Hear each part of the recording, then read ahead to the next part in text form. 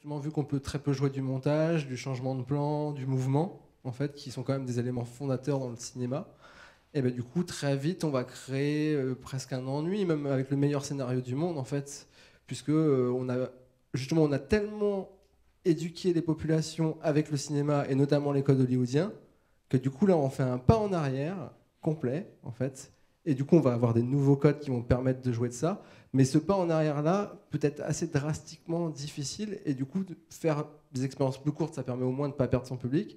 Mais après, bon, bah, du coup, ça génère des contraintes en termes de scénario et ainsi de suite pour que on construise quelque chose d'intéressant en 10-15 minutes. Ouais, plutôt qu'un pas en arrière, je dirais plutôt un pas de côté, dans le sens où il faut, à mon avis, déséduquer un peu les gens aux mauvaises habitudes du cinéma. Ouais, c'est pas bien. Ouais. Non, je suis d'accord avec toi, faut arrêter. mais sans attaquer le cinéma. Le cinéma fait ce qu'il fait très bien. C'est quoi les mauvaises habitudes du cinéma? Les mauvaises habitudes du cinéma envers de couper, de faire des rythmes rapides. Ouais, excusez-moi si. Non, je me demandais. On a tous compris qu'il fallait arrêter d'aller au cinéma. Mais... Non, mais c'est un peu, moi je fais un personnage comme ça au cinéma, même si j'adore ça. Mais non, c'est simplement pour dire, je pense qu'il faut encore une fois un peu penser de manière différente.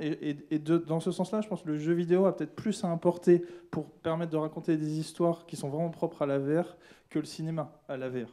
Et je pense notamment dans toutes les libertés, je fais un petit détour par la technique, mais ce que permet le temps réel dans un environnement de VR est assez fou, et je pense qu'il y a peu de gens dans le cinéma, parce que c'est un pipeline très différent, qui ont conscience de ça, et de la liberté créatrice et d'écriture que le temps réel permet, avec la possibilité du coup maintenant, avec les technologies comme le Vive, de vraiment interagir avec un niveau de détail qui est une facilité et un naturel qui n'est pas du tout celui des jeux vidéo pour autant. Donc je pense ça demande un peu un pas important, mais je pense que, et on le voit avec des expériences comme The Martian, VR, il y a pas mal de gens à Hollywood qui s'intéressent vraiment à faire vraiment le grand pas en sautant un peu dans les expériences complètement en temps réel avec le Vive et complètement interactives, mais qui sont pour autant narratives et très scriptées.